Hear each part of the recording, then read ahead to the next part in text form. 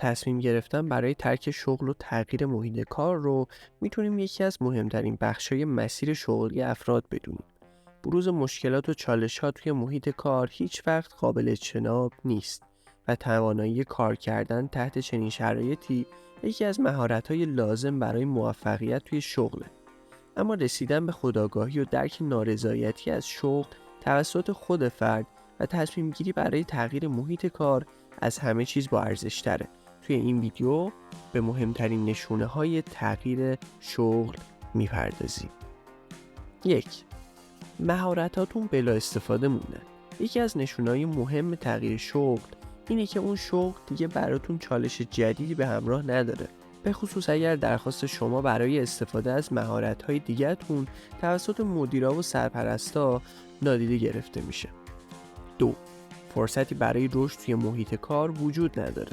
یکی دیگه از نشونه‌های تغییر شغل اینه که نمیتونید فرصت رشدی رو برای خودتون توی اون سازمان ببینید. وقتی درباره فرصت رشد حرف میزنیم، منظورمون صرفاً ارتقای شغلی نیست. رشد در مسیر شغلی میتونه از راه‌های مختلفی اتفاق بیفته. 3. شغلتون در راستای علاقتون نیست. بهترین حالت کار کردن وقتی اتفاق میفته که اصلا متوجه کار کردن نشین. این اتفاق تنها زمانی میفته که شما نسبت به شغلتون اشتیاق داشته باشید.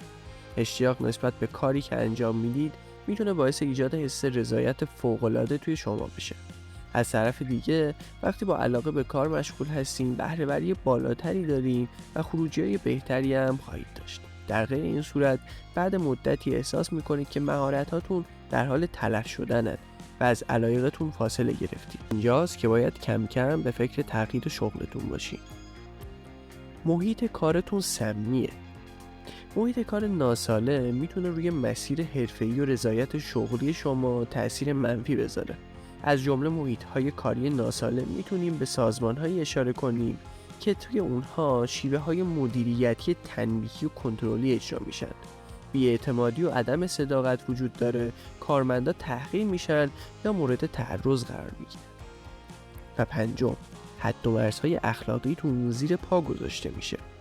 اگر برای انجام مسئولیت‌های شغلی خودتون مجبور هستین اصول اخلاقیتون رو زیر پا بذارین، بهتره به تغییر محل کار فکر بکنید. حتی اگر به نظر میرسه برای از دست ندادن شغلتون ناچار هستین چارچوب‌های اخلاقی خودتون رو نادیده بگیرین، بهتره به این فکر کنین که چنین شرایطی میتونن در پیدا کردن شغل‌های بعدی و مسیر حرفه‌ای شما تأثیر منفی بذارن.